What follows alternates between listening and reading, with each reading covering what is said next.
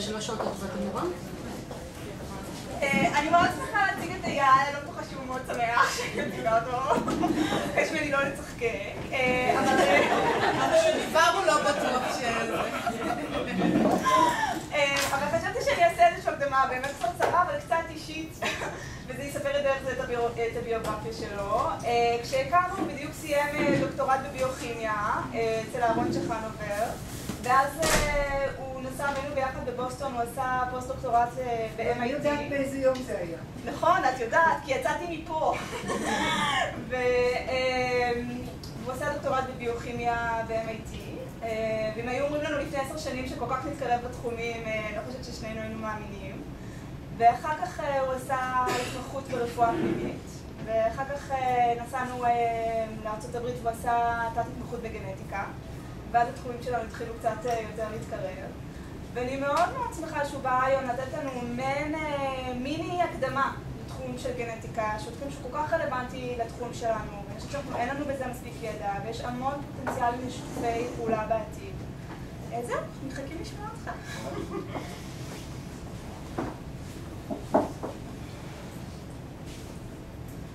טוב, אז כמו שתמי אמרה, אני אדבר מעט על דיסלקציה והרבה על גנטיקה בהרצאה הזו. אני אתן קצת מבוא לגנטיקה וכלים בעצם איך אפשר ללמוד, בוא נאמר, לא מחלה, יותר הפרעה מורכבת כמו דיסלקציה באמצעים של גנטיקה. אני אתן 2 או 3 מחקרים גנטיים על דיסלקציה בסך הכל, אבל הכוונה היא יותר לתת לכם כלים גנטיים או כלים לראות מה בעצם אנחנו עושים במרפאה ואיך אפשר ללמוד תופעות מיוחדות בעזרת כלים גנטיים. אז החלק הראשון של ההרצאה הוא יהיה איזשהו מבוא קצר לגנטיקה רפואית ללא קשר לדיסלקציה. אחרי זה אציג 2 מחקרים על גנטיקה של דיסלקציה ובסוף על דיסלקציה באוכלוסיית חולים מאוד ספציפיים, חולים שיש להם הטרוטופיה במוח, מחקר שגם אני וגם תמי היינו מעורבים. אז מבחינת היסטוריה של גנטיקה, שקף אחד שמשקף הרבה שנים, בסך הכל זה תחום ומקצוע, כמקצוע רפואי, מקצוע מאוד חדש. רק בשנת 56 תואר מספר הנכון של כרומוזומים באדם, שהוא לא מה שראו כאן, אבל עד 56 חשבו שיש 48 כרומוזומים לבן אדם, ויש סט של XX ו-XY לזכר, יודעים להם שזה 46, XY, ורק בשנת 59, זאת אומרת לפני 50 שנה, נעשה הקשר האנטומי בעצם בין מחלות גנטיות לבין הכרומוזומים. זאת אומרת, לא ידעו שהקשר בעצם, מחלה בבן אדם יכולה להיגרם על ידי בעיה ב-DNA, והקשר נעשה בעצם לגבי תסמונת דאון, שמה שראו מתחת למיקרוסקופ זה בעצם כרומוזום אחד עודף. זאת אומרת, בן אדם עם תסמונת דאון יש לו 47 כרומוזומים. וזה בעצם הייתה העדות הראשונה, או הבסיס האנטומי לגנטיקה, כמו שכשקרדיולוג חוקר את הלב, ואתם חוקרים את המוח, אז ה-DNA כמובן הוא הבסיס האנטומי לגנטיקה, והבסיס האנטומי לא הראשוני, אלא אולי, אני לא יודע אם לקרוא לו הסופי, אבל המתקדם ביותר, ניתן ב-2003, שם הסתיים ה-Human Genome Project. וה-Human Genome Project בעצם מטרתו הייתה למפות את כל הגנים בבן אדם, והתוצאות שלו היו מאוד מאוד מפתיעות. התוצאות בעצם הראו שאצל בן אדם יש בסך הכל 21,000 גנים. חשבו שיש מעל 100,000, אבל בסך הכל 21,000 גנים. בסך הכל 1% מה-DNA זה גנים שמקודדים לחלבונים, וכל השאר זה מה שאנחנו קוראים Junk DNA, למרות שזה לא בדיוק Junk DNA, אלא זה DNA שחלקו חשוב כן ברגולציה. ומי שלא יודע, אז ה-Human Genome Project נעשה בסך הכל על בן אדם אחד, שנבחר באופן אקראי, זה השם שלו, זאת אומרת הוא חפוי, מבאפלו, ניו יורק, וכמובן כ-80% מה-Human Genome Project נעשה על הבן אדם הזה, זאת אומרת היו הרבה מאוד מתנדבים, בסוף בחרו אותו, ומה שהיה צריך להשלים זה את הריצוף של כרומוזום X כמובן, כי לבן אדם הזה יש X ו-Y וזכר. זה עלה $3 ביליון לסיים את הפרויקט הזה. עכשיו, היום גנטיקה רפואית זה מקצוע קצת שונה ממה שהתחיל. המקצוע הזה התחיל בעצם בעולם של מחלות הילדים, והגנטיקה הייתה תמיד מקצוע ייעוצי בתוך פדיאטריה, והתעסקה בהבחנה ובטיפול של מחלות שהן בעצם פוגעות בילדים או בילדים. בעיקר מדובר על מחלות מטבוליות ועל פיגור שכלי או אוטיזם שהתפתחו בגיל מאוד צעיר. וגם היום 75% מהחולים שרואים אותם בגנטיקה רפואית הם עדיין ילדים, כאשר מבוגרים, ואני אומר נון פרינטל, אני לא מחשיב את כל הנשים בהיריון שכמעט הריון או לפני הריון שמגיעות לגנטיקאי או ליועצת גנטית, אז חולים שבאים לגנטיקה של מבוגרים בסך הכל 13% מהחולים. וגם ההתמחות עצמה, המומחיות בגנטיקה רפואית, היא מומחיות חדשה. בארצות הברית היא הוכרה רק ב-91, אצלנו הרבה פחות שנים, משהו כמו 8-9 שנים בסך הכל. בארצות הברית יש כ-1,500 גנטיקאים רפואיים, בישראל יש כ-50 בסך הכל. וגנטיקה היא התמחות שנייה, זאת אומרת, ההתמחות הראשונה של גנטיקאים, 70% הם רופאי ילדים, כ-20% הם רופאי נשים, 10% הם פנימאים ו2% אדר, כי בארצות הברית מותר גם התמחויות אחרות כמו פתולוגיה או רפואת משפחה לעשות התמחות בגנטיקה. אז עדיין מקצוע שהוא בעיקרו מטפל בילדים. עכשיו יש כמה סוגים, וזה באופן מאוד מאוד גס, כדי שנוכל להבין את ההמשך, של מחלות גנטיות או גורמים או אבירציות ב-DNA שגורמים למחלות גנטיות. הסוג הראשון זה מחלות כרומוזומליות, ומה אנחנו רואים פה? זה תסמונת דאון, כן? מה שקודם אמרתי, 3 כרומוזומים 21. זאת אומרת, המחלות כרומוזומליות נגמרות על ידי תוספת או חסר של כרומוזום שלם או חלק מכרומוזום, במחלות שאפשר לראות אותן בבדיקת קריוטיפ, זאת אומרת, מי שפיר או בדם, אפשר להסתכל על הכרומוזומים במיקרוסקופ, לראות אם יש תוספת או חסר גס. אז זה סוג אחד. הסוג השני זה מחלות מונוגניות, שנקראות גם מחלות מנדליאניות, כי מנדל בעצם פיתח את כל התורה הזו בעבודות שלו על האפונים, ואלה מחלות גנטיות שנגמרות בפגיעה בגן אחד בודד. מה הדוגמה פה? כל האנשים בהיריון עושות את הסריקה למחלה הזו? ציסטיק פיברוזיס, כן? בציסטיק פיברוזיס יש גם בגן שנקרא CFTR, שהוא תעלת כלור, ובן אדם שיש לו ציסטיק פיברוזיס, כל הפנוטיפ שלו, כל המחלה, היא מוסברת על ידי פגיעה בגן אחד בלבד.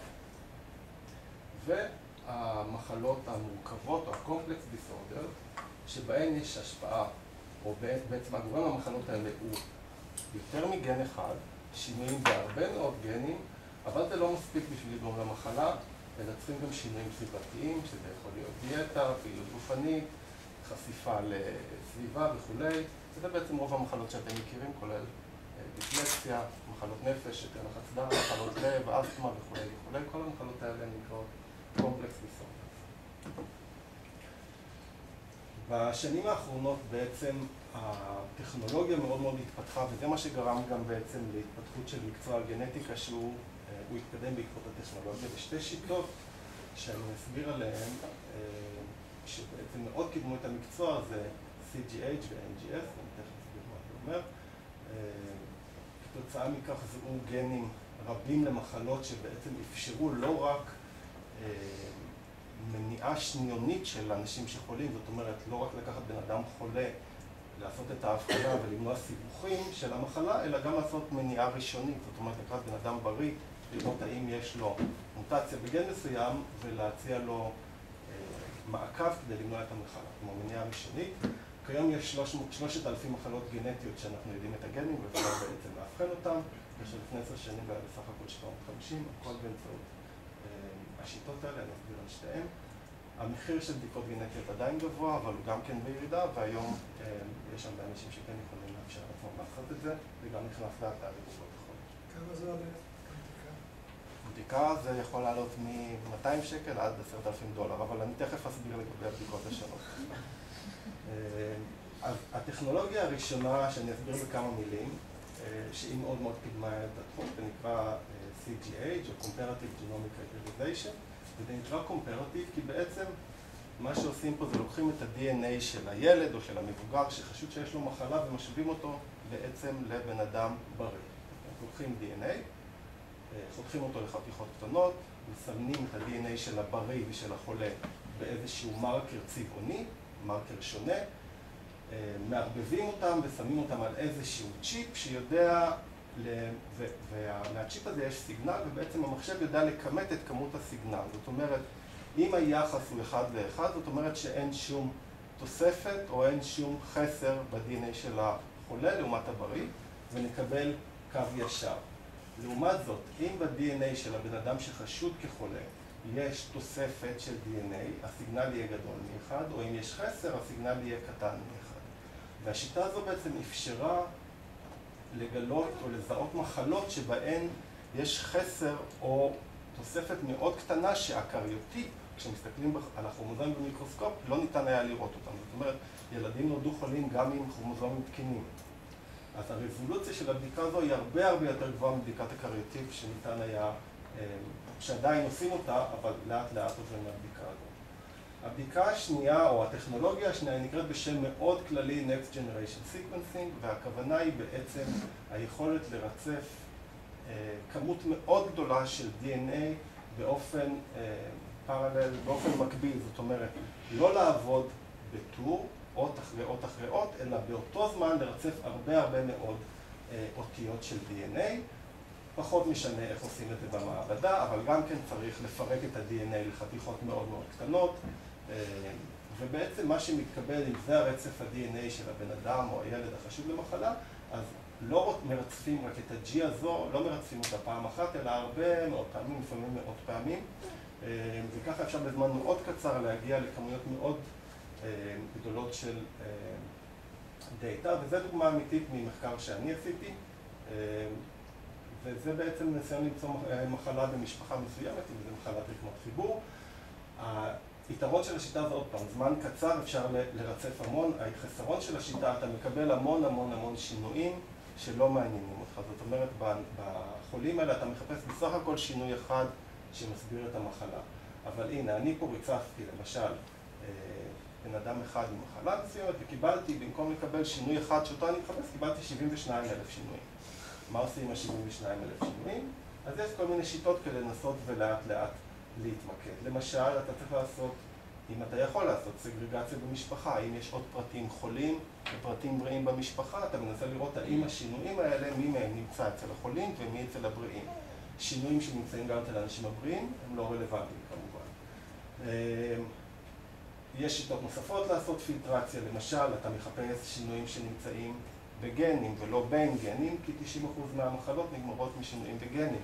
אז כל השינויים שהם לא בגנים, אתה יכול להוריד אותם, וכן הלאה, אפשר לצמצם את מספר הווריאנטים ולקוות שבסוף אחד השינויים האלה הוא השינוי שגורם למחלה בפרט שבא אליך.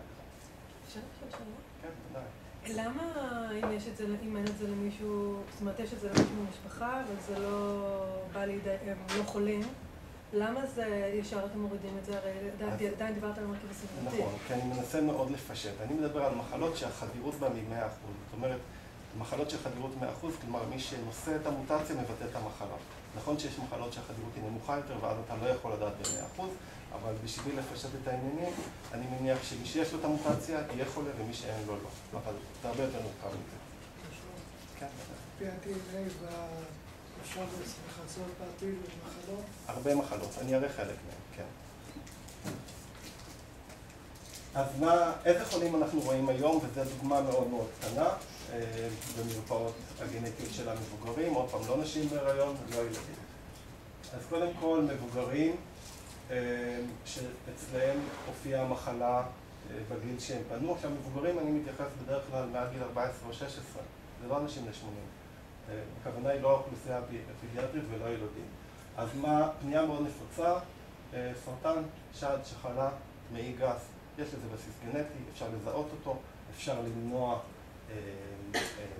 מנהיגויות נוספות אצל הבן אדם, אם הוא כבר חלה, ואפשר להבחן את בני המשפחה הבריאים ולנבוא מי יפתח ומי לא יפתח. מחלת הנטינגטון, דוגמה אחרת, מחלה נוירולוגית שמופיעה בסביבות גיל 40 או 50, ניתן לעשות את ההבחנה. אופה זה אופטיק אטרופי, גם כן אטרופיה של הצו הראייה, אנשים שמגיעים עם ירידה בראייה, בסביבות גיל 20, 30, הירידה הזו לא מוסברת על ידי מיופיה, קוצר ראייה, כל בעיה אחרת. סוג שני של אנשים שאנחנו רואים, זה אנשים שאובחנו כן בילדות עם מחלה גנטית, אבל בגלל שהרפואה מאוד התקדמה, הילדים האלה, או שלא מתים בגיל צעיר, או שמפתחים מחלות של הגיל המבוגר, והם נופלים בין הכיסאות, רופא הילדים לא יודע לטפל בהם. הדוגמה שנתתי פה זה אקונדרופלזיה, גמדות, מחלה יחסית נפוצה, לא ניתן לפספס אותה בילדות. הגמדים האלו הם נוטים לפתח סכרת, דיאבטיס מליטוס, מחלת לב ועוד כל מיני מחלות. הם צריכים מישהו שייתן כתובת לבעיות שמתפתחות בגיל המבוגר יותר, וכאלה חולים או חולים אחרים מגיעים אלינו גם כן. הרבה חולים מגיעים היום בגלל שהם לא, או הרבה פונים בגלל סיפור משפחתי, לא בגלל שהם חולים, חלק מהם בגלל שזה נשים בהיריון, משפחות שיש בהם סיפור משפחתי ורוצים איזושהי הערכת סיכון לגבי התינוק, למשל מחלות פסיכיאטריות, נשים וגברים שבאים ואומרים יש לנו סכיזופרניה במשפחה, יש לנו דיכאון, מה הסיכוי של הילד יהיה, אין לנו ליווי טוב במחלות האלה. קאנסר כמובן, כבר הזכרתי, אנשים שלא חולים בסרטן אבל סיפור משפחתי, בעיקר שד שחלה בגף, מחלת לב, גם כן, אנשים באים, שני ההורים שלי חלו למחלת לב, כזאת וכזאת בגיל צעיר, מה הסיכון שלי, מה הסיכון של הילד. אוכלוסייה רביעית, וזה לא האחרונה, יש עוד סוגים שונים, אבל אלה העיקריים, זה אנשים מבוגרים שידוע או יודעים שיש משהו שהוא לא בסדר, ויודעים שהיכולות הטכנולוגיות והדיאגנוסטיות הן גדולות יותר, והם מגיעים לנסות ולקבל הבחנה, וכאלה אנחנו רואים הרבה עם mental retardation, לא סביר, הרבה פעמים גם לא moderate, אבל אנשים שיודעים שמשהו לא בסדר ומנסים לקבל הבחנה. מה האתגרים הגדולים של הגנטיקה היום? אז קודם כל, אני אומר עוד פעם, המחיר של הבדיקות הגנטיות הוא מאוד מאוד גבוה. זאת אומרת, לרצף גן היום עולה בסביבות 3,000-4,000 שקל. אם אתה רוצה לרצף את כל הגנום לשני הורים וילד, ילד עם מחלה, זה בסביבות 5,000 יורו, כמה שזה יוצא בשקלים, אבל זה גם לא מחיר שאי אפשר לעמוד, והמחירים יורדים לאט לאט. בעיה שנייה היא שרוב הבדיקות הן לא נמצאות בסל של מערכת הבריאות.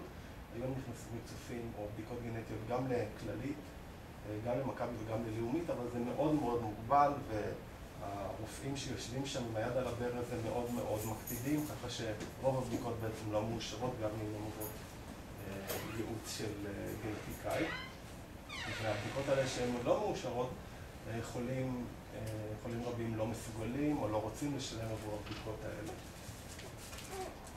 אתגר נוסף זה או שזה בעצם קשור לזה, זה שהקריטריונים שקופות החולים החליטו לחסות או לא לחסות בדיקות גנטיות, הם לא תמיד עומדים בקו אחד עם ההמלצות של הרופאים, והכוונה היא כמובן, קופות החולים בגירעון, הם לא רוצים לאשר את הבדיקות. בעיה אחרת היא שהרבה חולים שבאים גם עם בעיות גנטיות במקביל ממצב סוציו-אקונומי נמוך, אז זה גם בעיה לשלם, אבל גם בעיה בעצם להבין מה החשיבות, מה זה יכול לתרום הבדיקה הגנטית. ובעיה מאוד מאוד גדולה היא שתוצאות של בדיקה גנטית יכולות להיות שליליות או לא אינפורמטיביות. זאת אומרת, עשית בדיקה גנטית, יצאה שלילית. זאת אומרת, הסיבה שבדקת, למשל, בא ילד עם מחלת ריאות, מחזור לציסטיק פיברוזיס. הרופא המליץ לו לעשות בדיקה של ציסטיק פיברוזיס, ועשינו ריצוף של הגן, וזה יצא תקין. אז לילד אמנם אין ציסטיק פיברוזיס, עדיין יש לו מחלת ריאות, ויש גנים אחרים שגורמים למחלות ריאות שאפשר לבדוק אותם, אבל אנשים הרבה פעמים לא רוצים לקבל את זה, שצריך לעשות עוד ועוד ועוד בדיקות ויקרות. uninformative, בגלל שבעצם ה-DNA שלנו הוא כל כך גדול ויש בו כל כך הרבה שינויים, הרבה פעמים אנחנו מקבלים שינויים כשבודקים, למשל, עוד ציסטיק פיברוזיס, בדקנו, ראינו שינוי ב-DNA, אבל השינויים האלה חלקם לא תוארו אף פעם בילדים אחרים או בחולים אחרים, ועכשיו אנחנו לא יודעים מה משמעות השינוי, אנחנו לא יודעים אם השינוי גורם למחלה או לא גורם למחלה, ולפעמים אנחנו צריכים להגיד לחולה שמצאנו שינוי, אבל לא ברור לנו המשמעות הקלינית שלו. עוד אתגרים. חלק מהבדיקות הגנטיות הן לא משנות לא את האוטקום של החולה ולא את הטיפול. למשל, הנטינגטון דיזיז, אנשים שיש להם סיכון משפחתי של הנטינגטון ורוצים לעשות את הבדיקה. אנחנו יודעים לאבחן את המחלה הזו ב-100% על ידי ריצוף של הגן.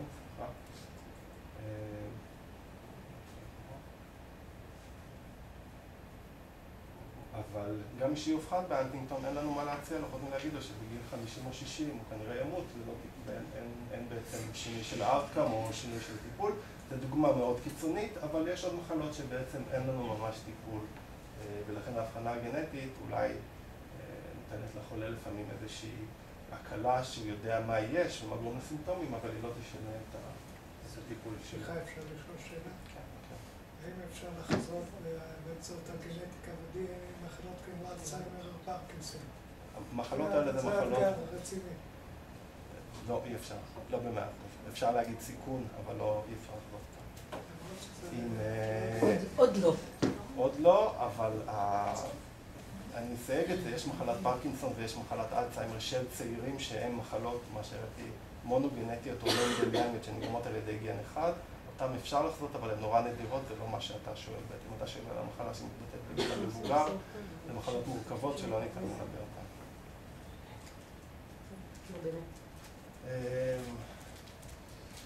טוב, אז זה אני אדבר. עכשיו אני אדבר קצת על גנטית של דיסלקציה, אחרי סיימנו לדבר על גנטיקה. אז ההגדרה של דיסלקציה, אני יודע ללמד אתכם, אני פשוט אקרא מה שהגיבו לי. הפרעה ביכולת קריאה, למרות שלא יכולה להיות מסברת על ידי בעיה באינטליגנציה או על ידי מצב סוציו-אקונומי נמוך. סך הכל מצב יחסית נפוץ, לפחות 5% מהילדים מוכנים עם דיסלקציה, ואני לא נכנס למי מאבחן, איך מאבחן. לא אחרי הישיבה האחרונה שהייתה. ובמחקרים שהשתמשו ב-MRI ו-FMRI ראו שיש גם שינויים מבניים וגם שינויים פונקציונליים במוחות של לוקים בדיסלקציה. יש כל מיני עדויות שדיסלקציה בעצם יש לה בסיס גנטי. אז בואו נראה, מה בעצם העדויות הכי פשוטות שלמחלה מסוימת, לא משנה בדיסלקציה לא, יש בסיס גנטי. אז זה קודם כל תצפית של פמיליה קלאסטרים. זאת אומרת, מחלה ספורדית שהיא נדירה, מצפים שבדרך כלל אם יש חולה אחד במשפחה, המחלה לא תחזור. במידה ויש יותר מחולה אחד, או יותר, אני לא יודע אם כל זה מחלה, אבל בן אדם שיותר לוקה במצב, אז אתה חושד שיש פה משהו גנטי, ככה מגדיר. ולמשל בעבודה הזו, מ-1999, ניסו לאפיין בעצם את הגנטיקה של דיסלקציה במשפחה נורווגית, שבה היו הרבה מאוד מקרים של דיסלקציה, כאשר חלק מהמקרים גם האינדיבידואל דיווח על קשיים בקריאה או בלמידה, וגם מבחנים נוירוקוגניטיביים הראו שאכן ככה המצב. חלק מהפרטים פה הובחנו רק למבחנים, אבל לא דיווחו על שום קושי, וחלק דיווחו על קושי, אבל המבחנים שלהם היו תקינים, אבל בכל מקרה אנחנו כמובן רואים שיש פה הרבה מאוד מקרים, וזה נקרא פמיליה קלאסטרינג. אבל פמיליה קלאסטרינג לאו דווקא מצביע על זה שמחלה היא גנטית, כי קודם כל יכול להיות שסתם היה מזל רע, והיותר מפרט אחד פה לקור במחלה, זאת אומרת צ'אנס יכול להסביר גם כן שיותר מפרט אחד חולה במחלה במשפחה. אם המחלה מאוד נפוצה באוכלוסייה הכללית, ומדובר במשפחה גדולה, גם כן יכול להיות שיותר מפרט אחד ילקה במחלה. וכמובן שבמשפחות יש אמנם DNA שהוא משותף, תלוי מה המרחק של אחד מהשני, אבל משפחות הרבה פעמים גם משתפות ביניהם דברים אחרים, כמו דיאטה, סביבה, תרבות, רחצה במקומות מסוימים וכו'. לכן, אמנם זו הייתה אחת העדויות המשמעותיות של דיסלקציה היא גנטית, אבל בוודאי שהיא לא הוכחה. סוג אחר של הוכחה של דיסלקציה היא גנטית, ובכלל, זה בא ממחקרים של תאומים, ובצורה מאוד מאוד פשטנית, מחקרים שנעשים על תאומים דיזיגוטיים ומונוזיגוטיים. תאומים מונוזיגוטיים נוצרים בעצם מהזיגוטה האחת שנפרדה, זאת אומרת, שנפרדה ב10 הימים הראשונים של ההיריון, ולכן ה-DNA הוא זהה לגמרי. הסביבה היא בדרך כלל זהה עד שלב מסוים, נכון? זאת אומרת, בדרך כלל תאומים זהים עד גיל 60 לא יחיו בבית, אבל מדובר על DNA של זהה לגמרי. תאומים דיזיגוטיים זה בעצם שתי ביציות שהופרו על ידי שני זרעים, ולכן ה-DNA הוא לא באמת דיפרנט, אבל הוא 50%, רק דומה, כמו אחים. ולגבי הסביבה, גם כן תלוי איפה הם חיו ומה קרה איתם במהלך החיים. עכשיו, הדוגמה פה מראה, זה כדי בעצם להראות איך אנחנו מחשבים תורשתיות של מחלה. אז לגבי תאומים מונוזיגוטיים, מחלה שנקראת סיקל סל אנמיה, לא משנה בדיוק מה יש בה, הוכח שבתאומים מונוזיגוטיים עם תאום אחד לוקה במחלה, 100% מהתאומים המונוזיגוטיים השניים גם כן ילקו במחלה. אבל אם בתאומים מונוזיגוטיים, אם לתאום אחד היה סכרת מסוג אחד, רק 40% מהתאומים הזהים שלהם בעצם גם כן ילקו בסכרת מסוג אחד. ובמצבים כאלה, בגלל שהקונקורדנס, ההתאמה הוא פחות מ-100% מהסכרת, אז יש פה מעבר למאפיינים הגנטיים, שכמובן יש הם חולקים 100% מה-DNA, יש גם השפעה סביבתית או השפעות אחרות שמשפיעות. וזה, כל מה שאני אמרתי, זה בעיקר תקף למחלות שהן early onset שמתבטאות בגיל הילדות, כי אני אומר עוד פעם, בגיל מבוגר, יש כבר השפעה מאוד גדולה לסביבה. ואיך יודעים את זה, שיש השפעה לסביבה? יש פה גם כן עבודה מאוד יפה.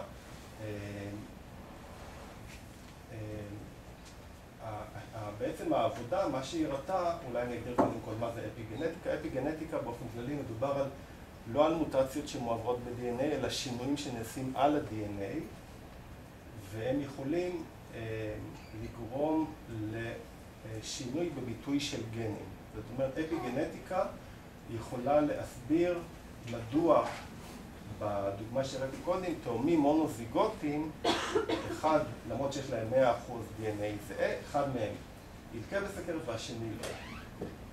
אז מה שרואים פה זה לקחו שני סטים של כרומוזומים ושני סטים של תאומים בגיל 3 ובגיל 50, וכל סט של כרומוזום שימו בצבע אחר, בצבע ירוק, אצל תאום אחד, ובצבע אדום אצל תאום שני, ואז שמו את הכרומוזומים אחד על השני, כאשר אם הירוק והאדום באותו מקום, נוצר צבע צהוב.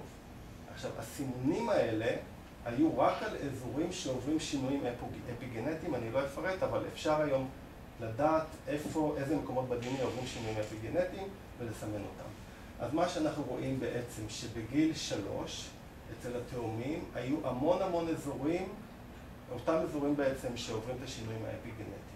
אבל כשלוקחים תאומים בגיל 50, רואים את הסיגנלים הירוקים לבד, את הסיגנלים האדומים לבד. זאת אומרת, למרות שיש פה DNA זהה לגמרי, הביטוי של הגנים, השינויים האפיגנטיים, הם שונים לגמרי, וזה עבודה מאוד חזקה שבעצם מסבירה חלק מהשינויים האלה שנגרמים בין תאומים מונוזיגוטיים. עכשיו אני אגדיר מושג נוסף שזה איריטביליטי, שהיא בעצם מנסה להסביר מה היחס של הווריאציה הפנוטיפית, בביטוי הקליני שאנחנו רואים באוכלוסייה מסוימת, שמוסבר על ידי הגנטיקה, על ידי שינויים גנטיים. והאיריטביליטי הזאת היא מוסברת, או היא מחושבת, זה חישוב מאוד מסובך, היא מחושבת על ידי ה-twin studies, adoption studies, twin studies, תאומים שגדלו באותו מקום, תאומים שהופרדו, אז ניתן לחשב כמעט לגבי כל טרייט את האיריטביליטי שלו. אז מה זה איריטביליטי שהיא אחד? למשל, באיזה מחלות? זה המחלות המונוגניות, כמו ציסטיק פיברוזיס, אני חוזר אותה דוגמה. זאת אומרת, כל מה שאנחנו רואים נגרם מגנטיקה. ילד שחולה במחלת ציסטיק פיברוזיס, כל הפנוטיפ, כל הביטוי הקליני, מוסבר אך ורק על ידי השינוי בגן של תעלת הכלור. מה זה אומר אם האיריטביליטי היא 0? שבעצם אין שום השפעה גנטית, ומה שאנחנו רואים הוא רק סביבתי או ספורלי. אבל הבעיה היא שרוב המצבים שאנחנו רואים, האיריטביליטי היא לא 0 ולא 1, וכשזה באמצע, אנחנו יודעים שיש גם השפעה גנטית וגם השפעה סביבתית, אבל זה לא אומר לנו שום דבר לגבי מספר הגנים שמעורבים. אז באמת האיריטביליות של דיסלקציה וגם של המרכיבים השונים של דיסלקציה הושווה על פי באמת מבחנים של תאומים, וזה נעשה כבר לפני די הרבה שנים, ואני כבר אומר לכם ש-0.6 נחשב לאריטביליות מאוד מאוד גבוהה. זאת אומרת, בדיסלקציה יש מרכיב גנטי מאוד מאוד משמעותי, וגם לכל אחד מהמרכיבים האחרים של דיסלקציה. ולא רק לדיסלקציה, יש פה טבלה שבעצם מראה לנו על פי ניסיונות, על פי עבודות בתאומים, את האריטביליטי של כל מיני תחומות. ושימו לב עוד פעם שהרידינג דיסביליטי מאוד מאוד גבוה, זה מצב שהוא מאוד מאוד גנטי. לעומת זאת, רומטואיד ארתרייטיס, לדוגמה, גם תמונה, הוא מצב שבעיקר מושפע על ידי סביבה וגורמים נוספים שאנחנו לא יודעים, כאשר מה שרואים פה זה בשקופית כל כך טובה, הקונקורדנס בין מונוזיגוטיק טווינס לדיזיגוטיק טווינס. זה מה שאתם רואים, ויש פה באמצע הרבה מאוד הפרעות אחרות, יתר לחץ דם, מחלה ביפולרית.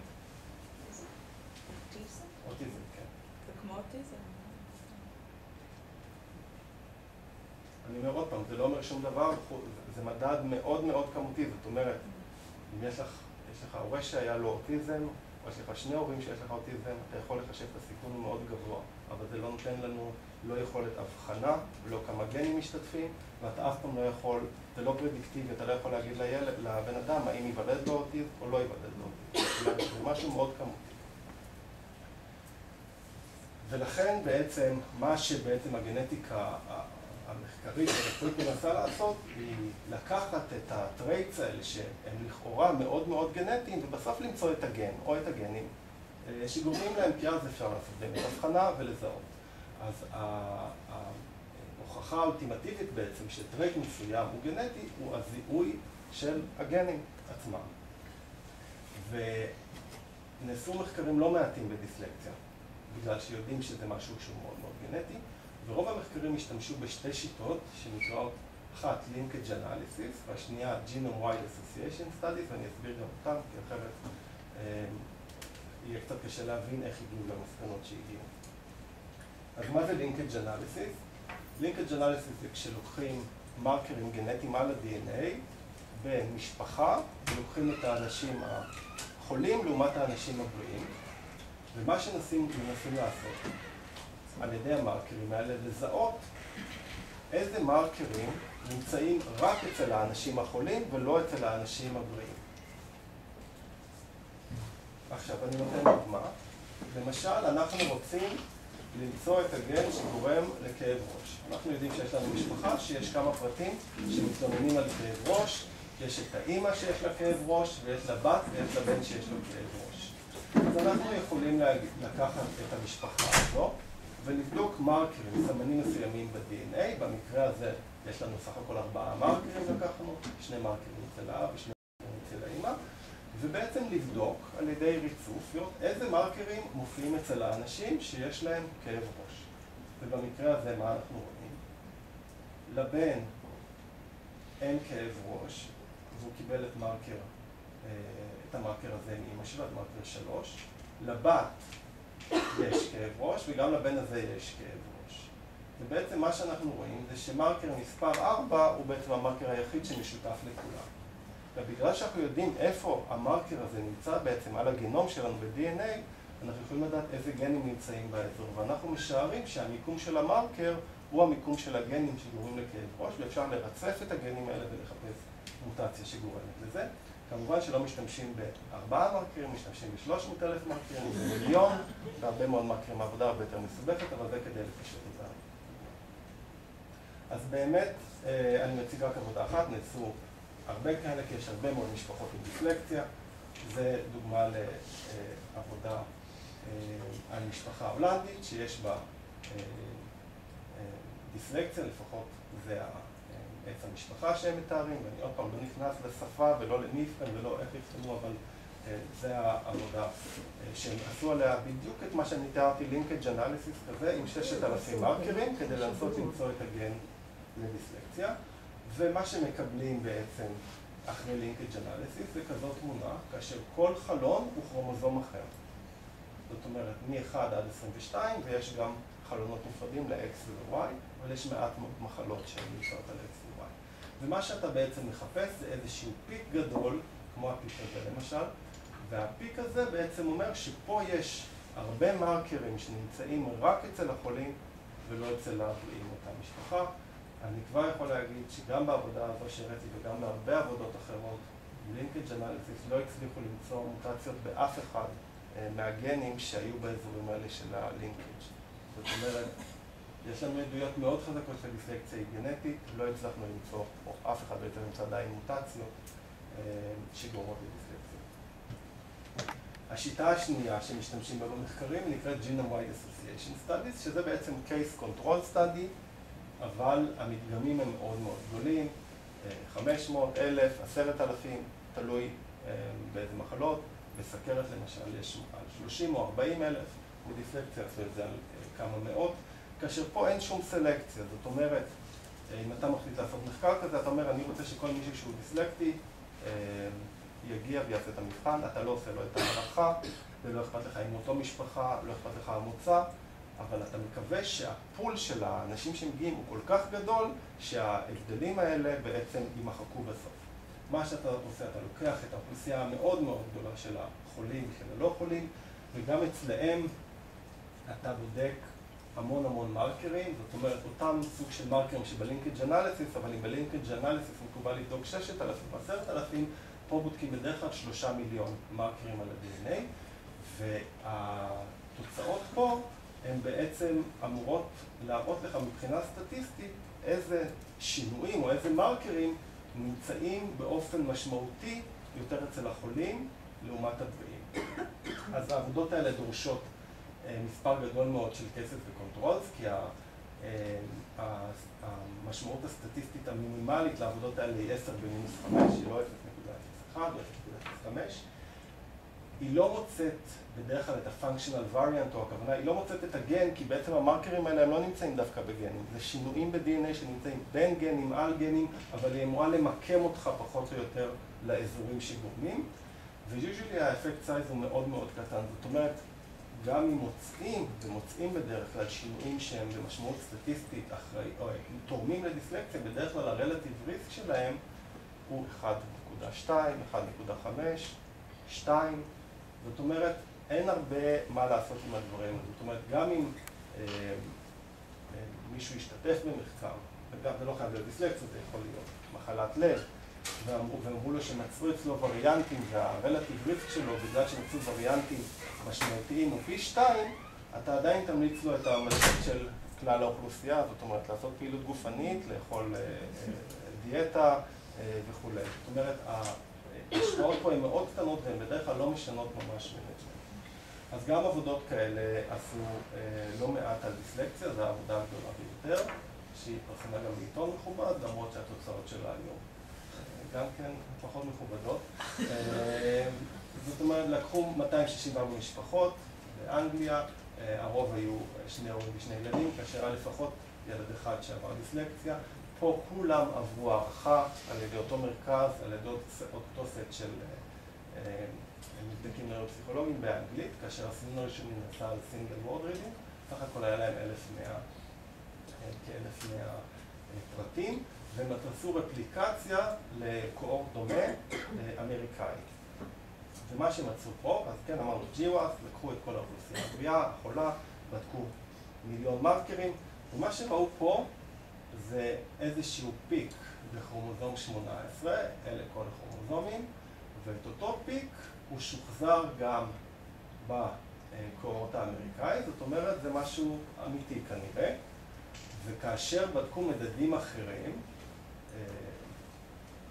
עיבוד פונולוגי ואורטוגרפי, מצאו לינקג' לאותם אזורים ב-DNA, זאת אומרת בכרומוזום 18, זה התיאור של המיקום המדויק בכרומוזום 18, והסיגניפיקנטיות פה הייתה נדמה לי 10 במינוס 8, זאת אומרת זה היה אמיתי האזור הזה.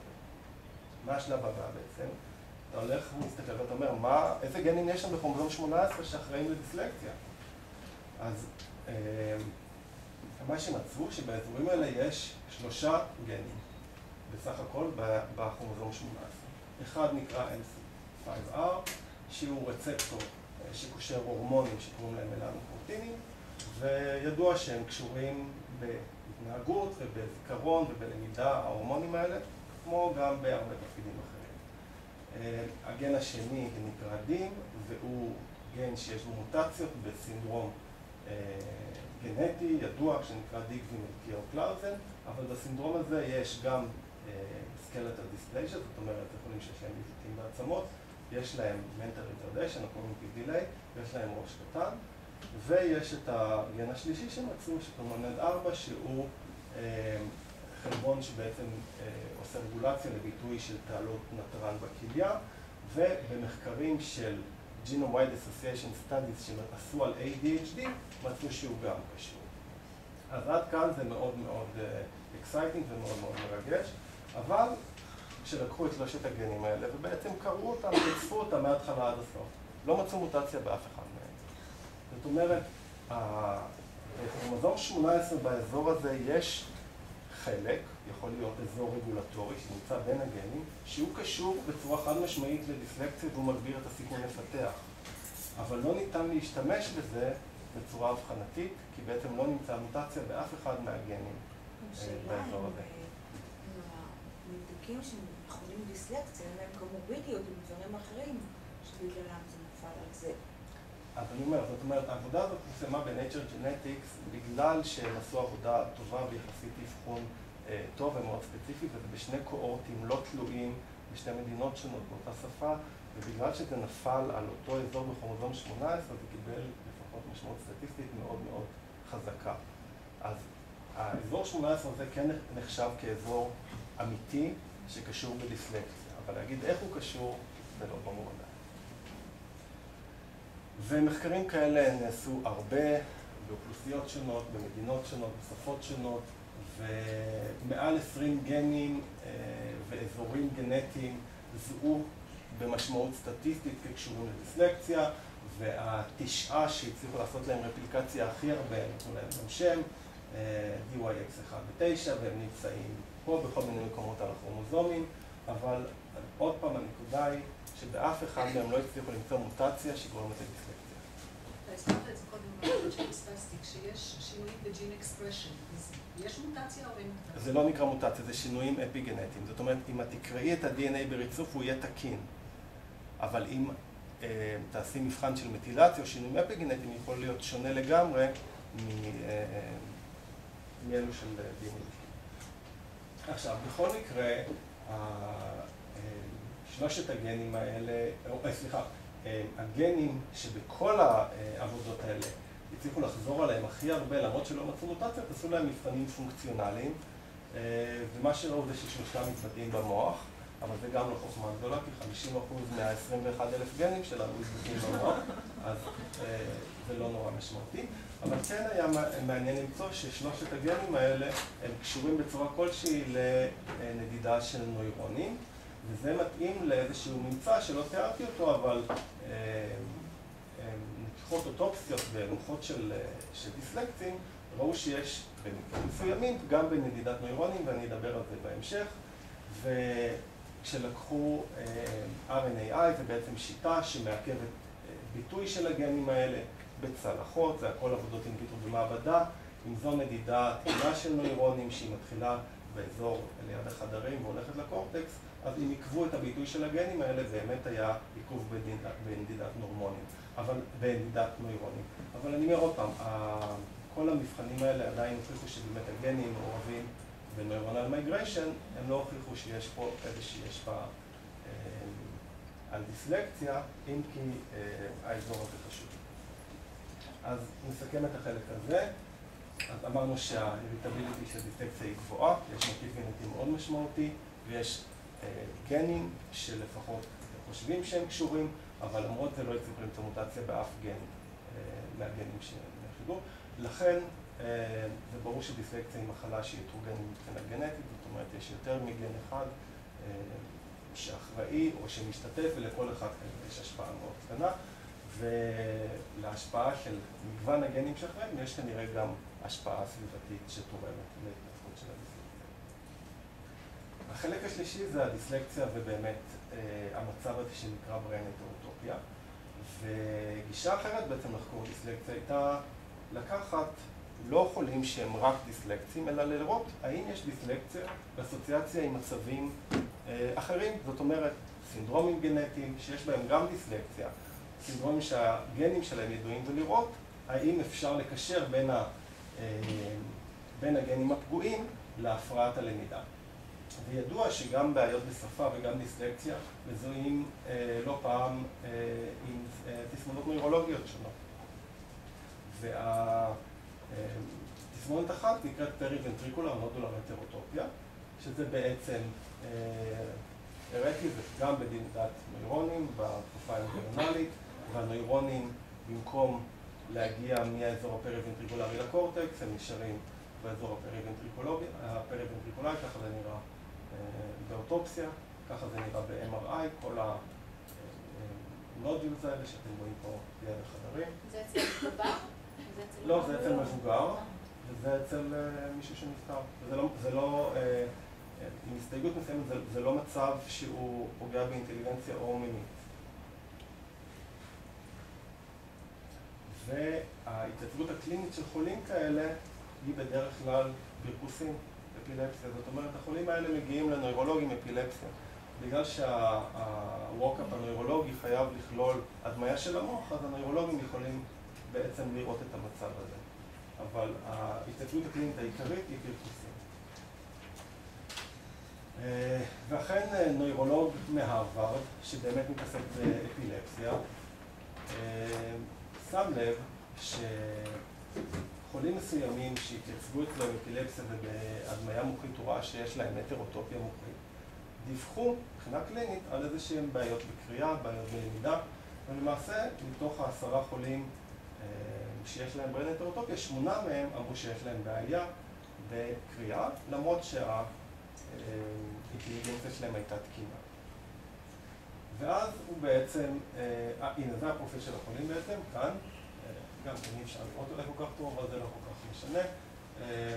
יש פה את הרידינג היסטורי, מדובר פה בהפרעות לא אחידות, כל אחד דיווח משהו אחר, אבל התמונה הייתה די ברורה, יש להם איזושהי בעיה ברידינג דיסביליטי, והוא דיווח על זה. ולמזלו הייתה באזור גם תמי קציר, זה היה בהרווארד, והוא פנה אליה כדי לנסות ולחקור יותר את התופעה, ובעצם לעשות מבחנים נוירוקוגניטיביים לחולים האלה ולראות באמת מה קורה שם. וזה המאפיינים של החולים, שמשווים אותם לדיסלקטים ולתקינים, אז מבחינת ה-IQ, ה-IQ שלהם הוא בעצם אותו דבר. וכשעושים להם מבחנים נוירוקוגניטיביים, בסך הכל השורה התחתונה היא שהחולים עם PNH הם הרבה יותר גרועים מאשר קוראים תקינים, והפרופיל שלהם הוא בסך הכל דומה לקוראים דיסלקטיים, זאת אומרת לפרופיל ההתנהגותי, כאשר יש להם הפרעה ופלואנסי. עם טיילד רידינג, כאשר הסגולים זה החולים עם ה-PNH.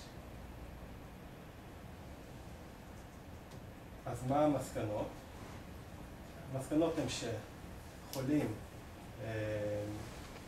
עם אפילפסיה כתוצאה מ-PNH יש להם גם דיסלקציה, ואם אתה משווה אותם לדיסלקטים, בסך הכל הפרופיל דומה, אבל יש להם יותר בעיות שקשורות לפלואנסי.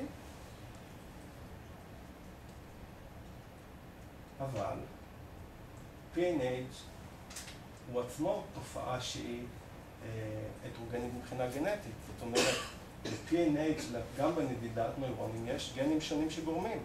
ובאוכלוסייה של 10 החולים האלה לא נבדקו הגנים שגורמים. זאת אומרת, תיאורטית, יכול להיות שיסתכלו פה גם כן על אוכלוסייה מאוד הטרוגנית.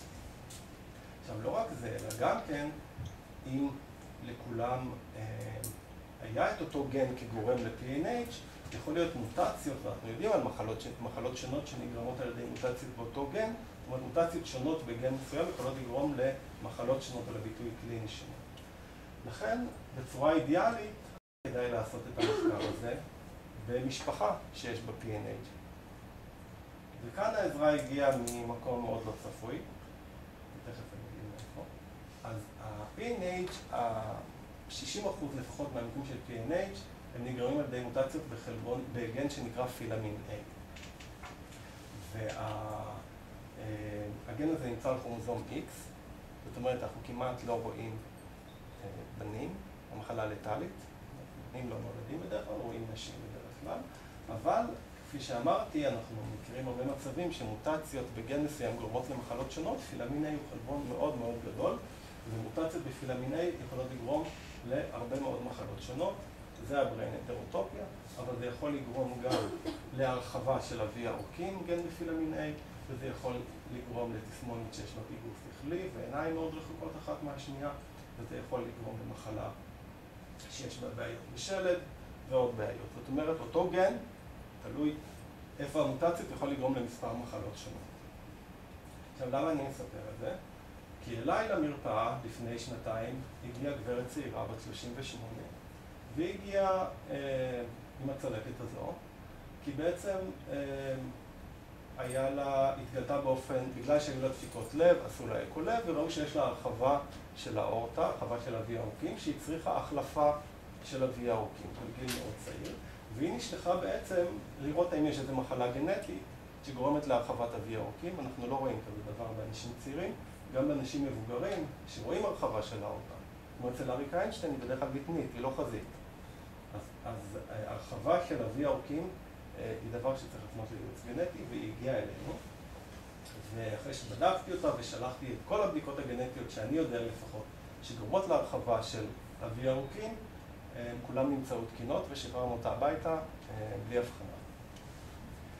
והיא הגיעה לביקורת אחרי שנה, כאשר פרט נוסף לנו בשנה הזו, בגלל שהיא התלוננה על כאבי שרירים, הנוירולוג שלח אותה ל-MRI מוח, והביאה את התשובה, ב-MRI מוח היה לה בריין הטרוטופיה. ואז הלכנו לספרות והסתכלנו בריין הטרוטופיה, ואנוריזמה באבי העורקים, ומה שיצא, תיאור אחד בלבד, מוטציה בפילמין A יכולה לגרום לחולים את שניהם. כמובן עשינו ריצוף של פילמין A, ובאמת מצאנו מוטציה בפילמין A אצל האישה הזאת, ואז סרקנו את כל בני המשפחה ומצאנו שהבת שלה, בת 20, מה שאני מראה פה זה בעצם גמישות מפרקים שהיא חלק מהתסמונת שלהם, אבל מצאנו שהבת שלה, יש לה גם כן את אותה מוטציה בפילמין A שהיא קיבלה מהאימא. נכון, הבנות מקבלות את ה-X'ים, לבת יש שני X'ים, נכון, היא מקבלת אחד מהאימא, אחד מהאבא. זאת אומרת 50% שיהיה לה. כי לאימא יש שני X'ים, רק על אחד יש את המוטציה. היא קיבלה מהאימא את ה-X עם המוטציה בפילמין A, יש לה אחות לילדה הזו שלא קיבלה אותו. אבל היא כן חולה, ומצאנו שלה, אמנם לא הייתה אנוריזמה באורטה, אבל הייתה לה אנוריזמה בעורק שנקרא סרקלביאן בצוואר, אם אתם רואים פה הרחבה, זה לא נורא חשוב. ואז עשינו לה גם MRI של המוח, וראינו שגם לה יש הטרוטופיה. ואז בעצם אמרנו, יש לנו פה את המשפחה האידיאלית ללמוד אותה, יש לנו אותה מוטציה, יש לנו אותו תבנית של X inactivation, ומה הכוונה? בגלל שלנשים יש שני כרומוזומים של X, הם לא שניהם מבוטאים, אצל כל אישה יש אינאקטיבציה של כרומוזום אחד, ורק אחד פעיל, כדי שהם יהיו בעצם, הביטוי של הגנטי מה-X יהיה כמו בזכרים. לכן תיאורטית, אם אצל האינאקטיבציה היא לא שווה, זאת אומרת, אם יש לך 80% אינאקטיבציה של כרומוזום עם המוטציה, או 80% של אינאקטיבציה של הכרומוזום הבריא, הביטוי הקליני לא יהיה אותו דבר. זה איזשהו פרמטר שלא צריך להיכנס, אבל חייבים לבדוק אותו במחלות שהן נמצאות בכרומוזום X, ומצאנו שהתבנית של האינאקטיבציה באמא ובבת הן זהות, וגם כן ביקשנו מנוירולוג, מאותו נוירולוג בבית ישראל בבוסטון, לכמת לנו את כמות הנודולס, והיא אותו דבר בשני החולות. ואז תמי עשתה להם את הפאנל הנוירוקוגניטיבי, ובעצם ראינו שכשעושים להם את הפאנל הזה של טיים, יש הבדל מאוד מאוד גדול בין הבת, שהיא מצטיינת כמעט בהכל, לעומת האמא, שהיא, עם הממוצע פה 10 והסטנדרט דיישן 3, היא נמצאת לסטיית תקן לפחות אחת מתחת לממוצע, כמעט בכל המדדים שהם טיים. וזה מאוד הפתיע אותנו, ואנחנו גם פרסמנו את זה ביחד. ובעצם מה שאנחנו רואים זה למרות שיש לנו אם ובת, בעצם אוכלוסייה מאוד מאוד הומוגנית, אמנם זה קייס ריפורט, זה רק שניים, הומוגנית מכל הבחינות, יש לנו פרופיל קוגניטיבי שונה, ולכן בעצם המסקנה היא שגם הרכב גנטי זה לגמרי, והרכב או אנטומיה של הנודולס לא יכולים בעצם לנבוא את הפרופיל הקוגניטיבי. וכנראה בעצם הדבר עוד הרבה יותר מורכב, אנחנו לא יכולים באמצעים גנטיים לנבא מה יקרה עם האנשים האלה, כי יש קישוריות בעצם בתוך המוח שהיא כנראה בעצם קובעת את הדברים האלה. אנחנו ניסינו לקחת ולשלוח אותם לעשות DTI ו-FMRI studies, אבל זה עד היום לפחות לא הסתדר. אז השקופית האחרונה היא בעצם הסיכום של כל ההרצאה. אנחנו מדברים על דיסלקציה כתסמונת מורכבת, שיש לה רנטביליות מאוד גבוהה, והיא נובעת משינויים, אני לא אקרא לזה מוטציות, בהרבה מאוד גנים, בשינויים אפי-גנטיים, זאת אומרת מודיפיקציה של DNA וגם מהשפעות סביבתיות, ולמרות שהיא בעצם תופעה מאוד נפוצה, בין 5-10%, הבסיס הגנטי עדיין כמעט ולא ידוע, ולכן הגישה החשובה היא בעצם לנסות, ואתם רואים את האנשים האלה, לנסות ולמצוא אוכלוסיות שיש בהן דיסלקציה או סאב-קומפוננטס שהם מאוד מאוד סיגניפיקנטיים או באסוציאציה למצבים אחרים, ולנסות להשתמש במשפחות האלה כדי ללמוד יותר את הגנטיקה. תודה רבה.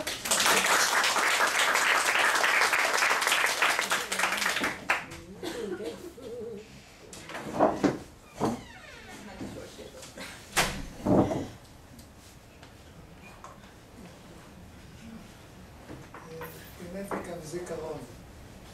האם במשפחה אפשר להסביר את הזיכרון של אחד מבני המשפחה שקשורים במשפחה? אותו דבר כמו מה שנתת לך תשובה לי באלצהיימר, יש הרבה סוגים של דמנציות ובעיות של זיכרון, אבל אם יש לך הבחנה ברורה, אתה יכול לעשות רק relative risk, זאת אומרת, אתה יכול להגיד מה היה הסיכון של הילד, אבל כמו דיסלקציה זה מצב מורכב, שיש הרבה מאוד גנים שיודעים שקשורים בזיכרון, ויש השפעות נוספות. יש השפעה של גנטיקה על זיכרון, שורה תחתונה. בוודאי שיש השפעה של גנטיקה, אבל לפחות אני אומנם לא הייתי בהרצאה עצמה של שלמה ברזניץ, אבל ראיתי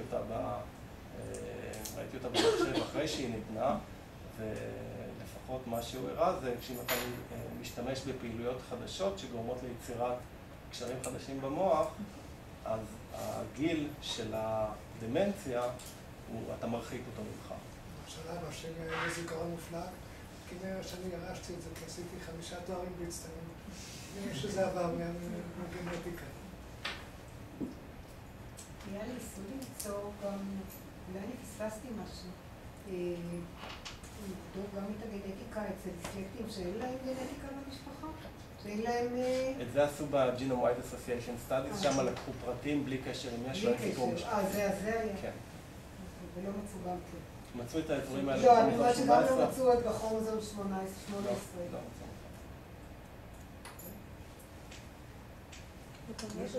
אי אפשר לשאול שאלות, זה הכל כל כך ענוג.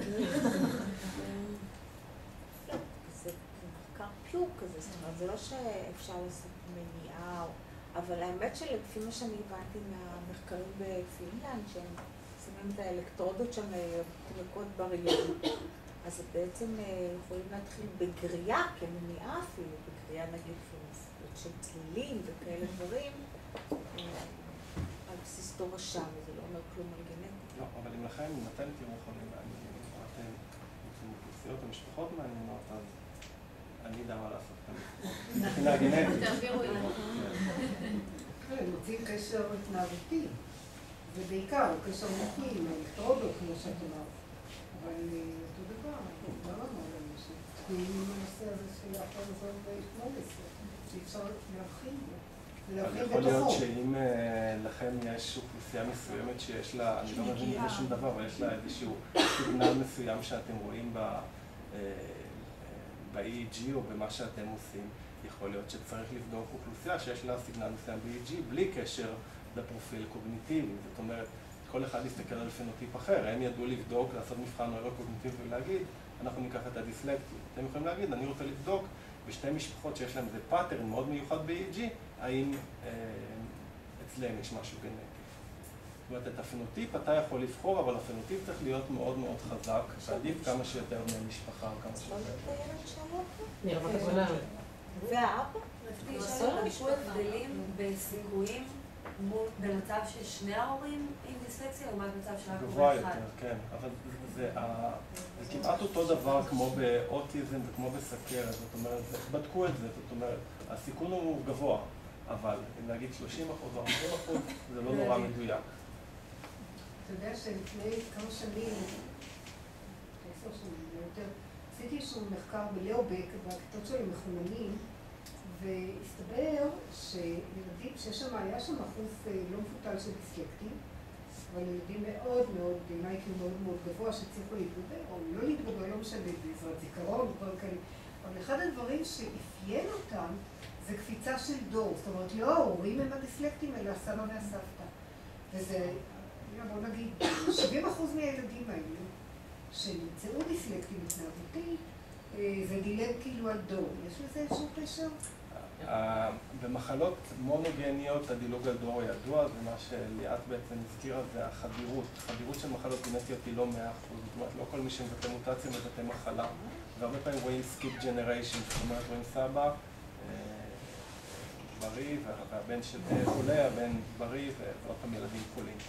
ומחלות שהן קומפלקס, בגלל שהן קומפלקס, זה לא דבר שאתה יכול לנבא. אם את רואה את זה בצורה שהוא מאוד חוזר על עצמו, יכול להיות שזה כן תופעה מעניינת שהייתי יותר חושב שהיא קשורה לשינויים אפיגנטיים, לאו דווקא, זאת אומרת, פרופיל של מטילציה או שינויים על ה-DNA. אני עשיתי מחקר עם רופאת אור בבית חולים העמק בעפולה, שבה חקרנו מחלה שנקראת דריה. שזאת מחלה... מכיר את המחלה. אתה מכיר אותה? ושם מצאנו שהרבה יותר מהמבוגרים שהגיעו אלינו היו אנשים בקריאה. זה מעניין. זה היה, כן, מבצע די מפתיע, אם כי לא כולם דיווחו. זאת אומרת, במבחנים שלנו מצאנו את הקשיים בקריאה, ולא בהכרח על סמך דיווח הפתיע שלו. כמה שאני יודע, זו מחלה שלא ידוע בסיס הגנטי שלה. יש להם פריחה, הרי יש להם כאלה נקודות. זה מעניין לבדוק את זה. כן. החולה הראשון שפרסמתי זה התמונה של חולה עם דריה. יש לי שאלה פרקטית. מה זה אומר לעשות מחקר גנטי?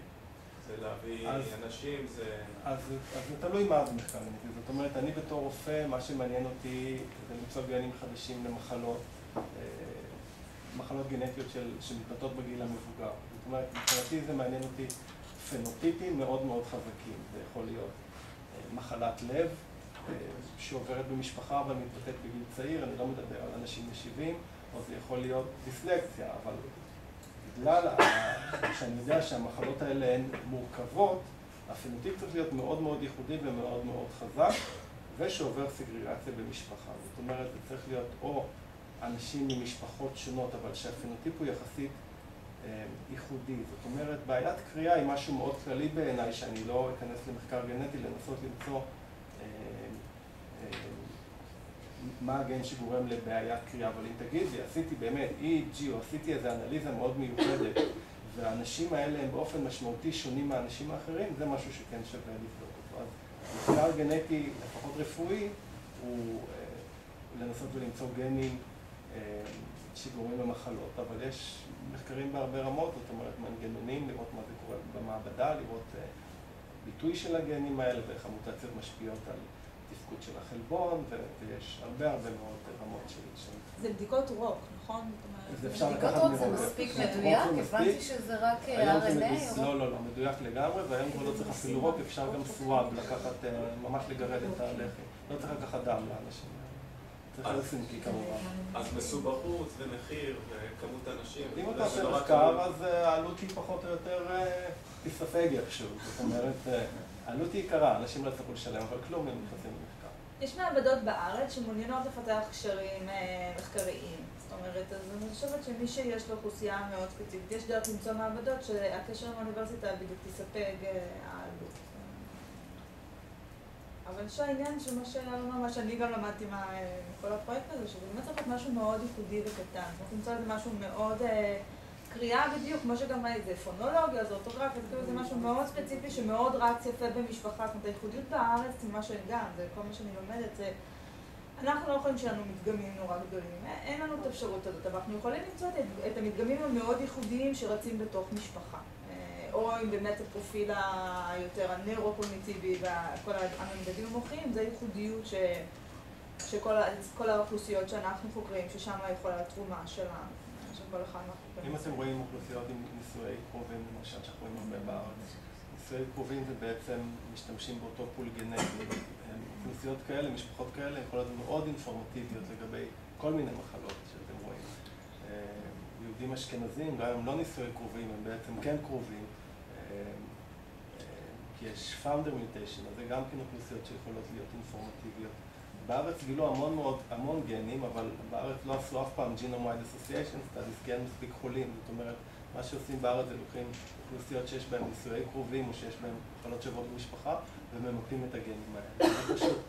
אולי באמת הבעיה בהגדרה של התופעה, כי כשהולכים על דיסלקציה כמשהו רחב, אולי ובגלל שזה משהו סביבתי, בסופו של דבר תרבותי מערבי, שלא באמת קיים בביולוגיה במרכאות, לא אבולוציונית, לא נולדנו לקרוא, אז אולי באמת ההגדרה היא זיהוי פונולוגי או זיהוי עצמים, האזור שקשור ל-word form.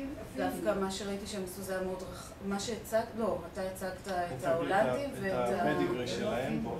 אבל זה היה מאוד רחב, לא? מאוד עשו את זה ספציפי. זה היה ספציפי? כן, כבר עושים את זה על כל אוכלוסיית המדינה בכלל. אבל דווקא אני הייתי חושבת שמדברת על ספציפי, אני למשל בכל הקריירה הקלינית שלי מכירה 4 אנשים שלא הצליחו ללמוד לקרוא בכלל ומבוגרים.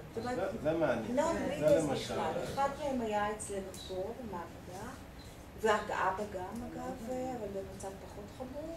עוד בחורה דתייה, לא עזר כלום. מכיתה ב' כלום לא עזר. זה מאוד מעניין. זה האוכלוסייה. או כמו שתיארה פה עם המחלת עור, מחלת עור עם דיסלקציה. עוד בכלל, אבא והבן. שהרגע הזכרתי. אבא ובן יכול להיות להספיק אם יש גם את האמא שמוכנה. לא, אני לא. זה ממש קייס מעניין. מה שהיה מעודד זה שהבחור, למרות שהוא יודע לקרוא תפילה, הוא בא לפה עם איזו יפהפייה תפילה על היד, חיוך כזה, כאילו מה שלא תגידו, אני יודע לקרוא אותה. יודע לכתוב. לא, הוא לא ידע להכין באמת בגיל. אבל בזה שלא ידע לשאול, לקח את היפה מכל. ממש ככה. טוב, תודה רבה.